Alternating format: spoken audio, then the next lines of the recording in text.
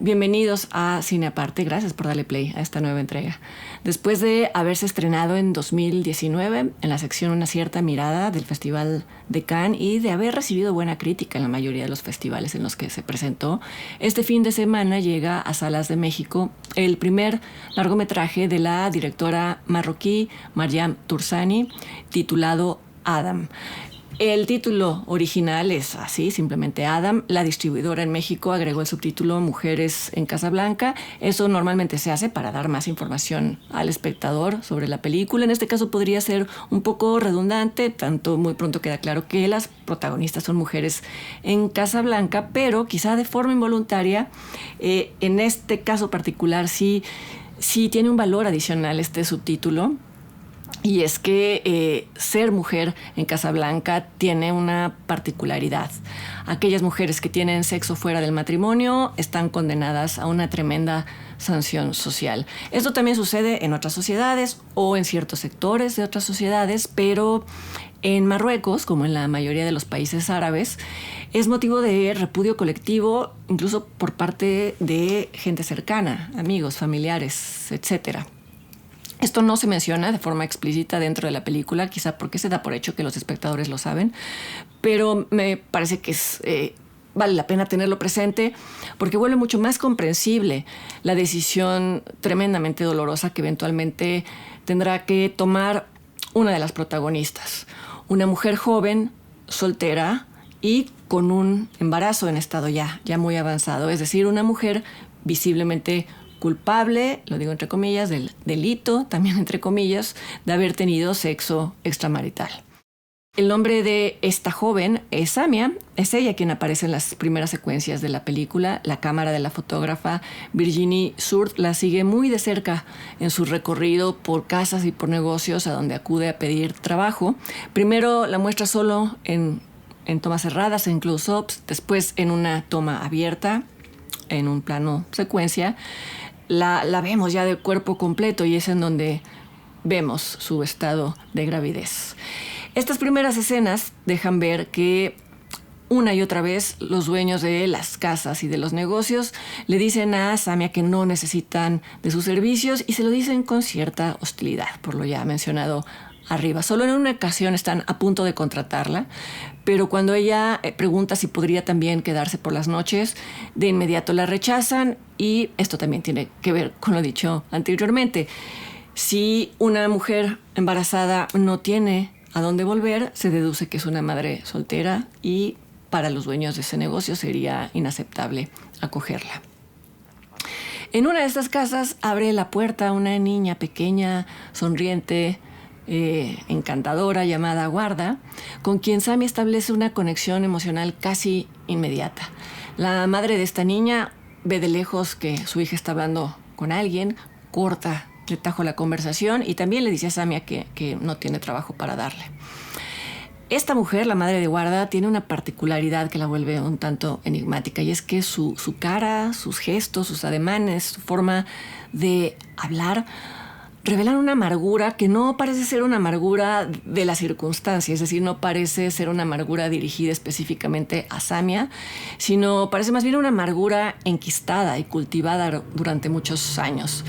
Aún así, aún con estos atributos, Alba observa que Samia se siente en la acera de enfrente, que muy pronto va a caer la noche, que eso significa que la mujer va a pasar la noche en intemperie y entonces le invita a quedarse dentro. Como veremos pronto, Alba también es una mujer sola, pero no soltera, y esto queda claro porque tiene un negocio, porque es bien aceptada por los demás, tiene buenas relaciones con los vecinos, tiene incluso un pretendiente. Está sola porque es viuda, y esto explica su relación áspera con la vida, pero la explica solo en parte, porque muy pronto la película deja ver que lo que en verdad hace o ha hecho infeliz a Alba es paradójicamente haber negado o seguir negando el dolor que le produjo la muerte de su marido. Pienso en cuántas maneras esta película se habría podido resolver de formas mucho más predecibles y convencionales, y son muchas las maneras. Por ejemplo, no sé, si el guión propusiera que el cariño que surge espontáneamente entre Samia y la pequeña niña, se convirtiera en una amalgama entre las dos mujeres, que en adelante ellas se harían compañía, que quizás se iban a aligerar mutuamente sus respectivos pesos, etc. Pero Adam, Mujeres en Casablanca, no toma esa salida fácil y eso es algo que se agradece, tan solo por ser la excepción a la regla.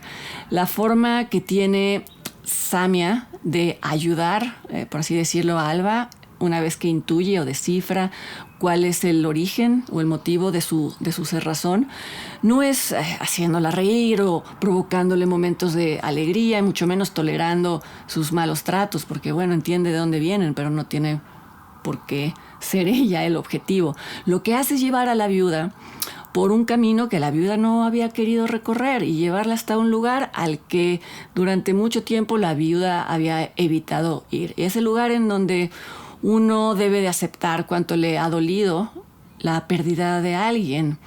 Y es el lugar en donde se reviven sensaciones y recuerdos que quizás resultaba más fácil dar por cancelados.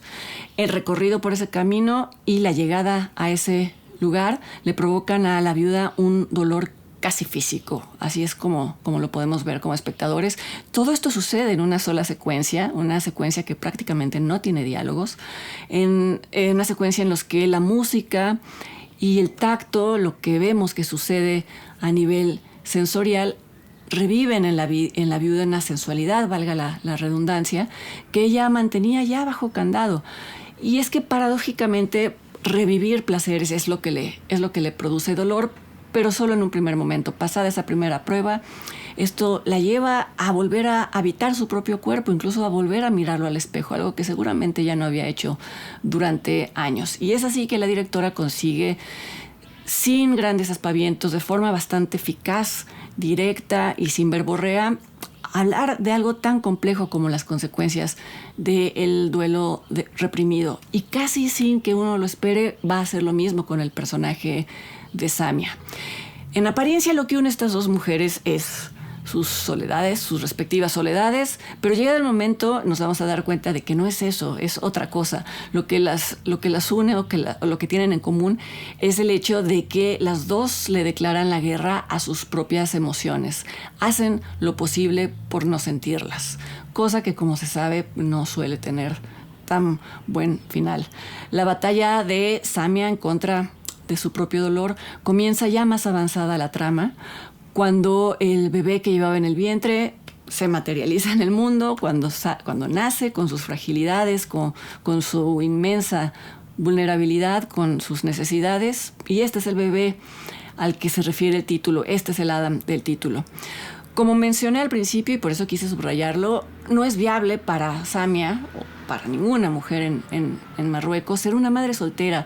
Y esto es lo que hace que el personaje considere separarse de su bebé, es decir, darlo en adopción una vez que nazca.